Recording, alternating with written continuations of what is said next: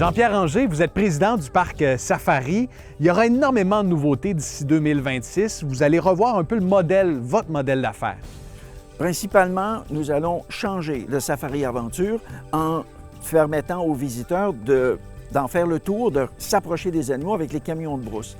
On a un projet de camping qui va nous amener entre 50 et 100 000 personnes de plus par année.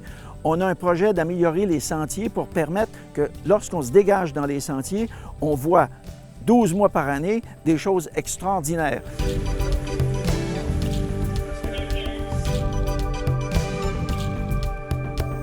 Lesquels camions de brousse vont amener les gens sur ce sentier de 100 km, avec la différence que les autos individuelles sont obligées de rester sur le ruban d'asphalte, alors qu'avec les camions de brousse, on peut sortir et s'approcher des animaux, on peut donner de la laitue, des carottes, et les gens peuvent ainsi les nourrir. L'objectif premier, c'est de faire en sorte que ce parc soit tellement distinct de tout ce qui se fait ailleurs dans le monde que, si vous me permettez de rêver un peu, même Animal Kingdom va être envieux de ce qu'on fait ici.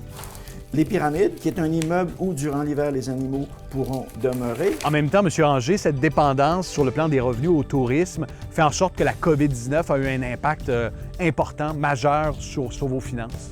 La COVID nous a complètement atterrés. On a perdu 6 millions de recettes en 2020.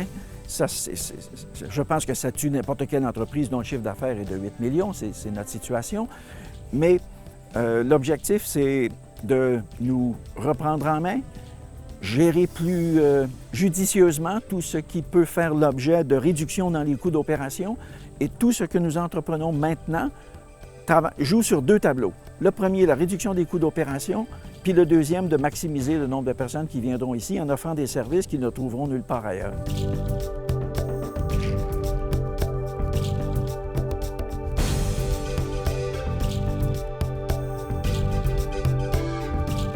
M. Anger, un lion, ça dort combien de temps par jour?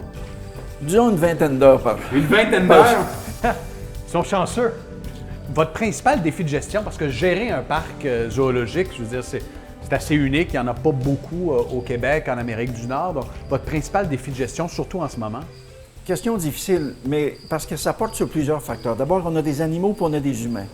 Je vous avoue que parfois, les humains présentent un plus grand défi, tout simplement parce qu'on a des familles, on a des enfants, on a des responsabilités financières, etc.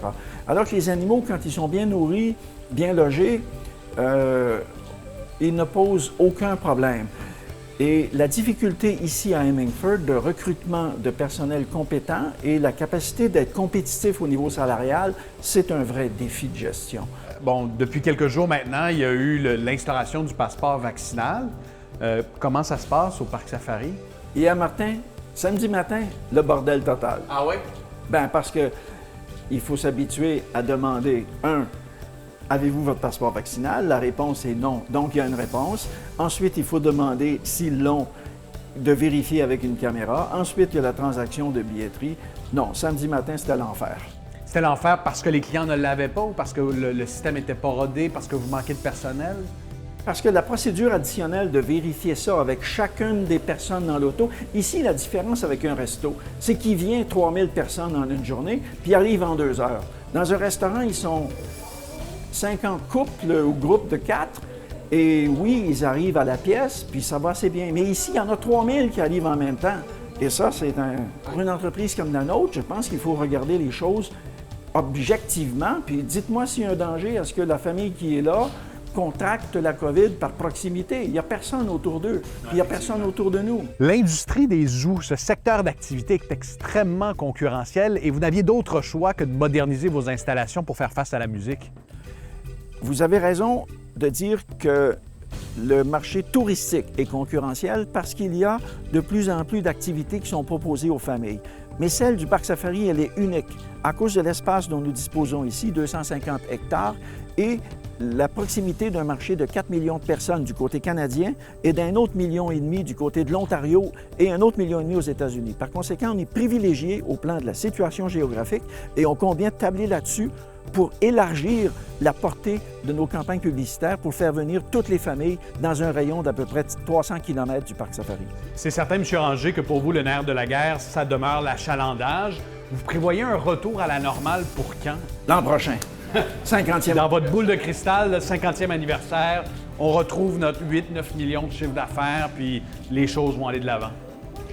J'en suis certain, pour une simple raison, c'est qu'après 2 ans de grandes difficultés économiques, je crois que le parc est tellement beau, tellement de nouveaux attributs pour le 50e anniversaire, qu'on va retrouver cet allant qui fait qu'il va venir ici, non pas 300, mais 400 000 personnes. On vous le souhaite, M. Ranger. Merci beaucoup. C'est moi qui vous remercie.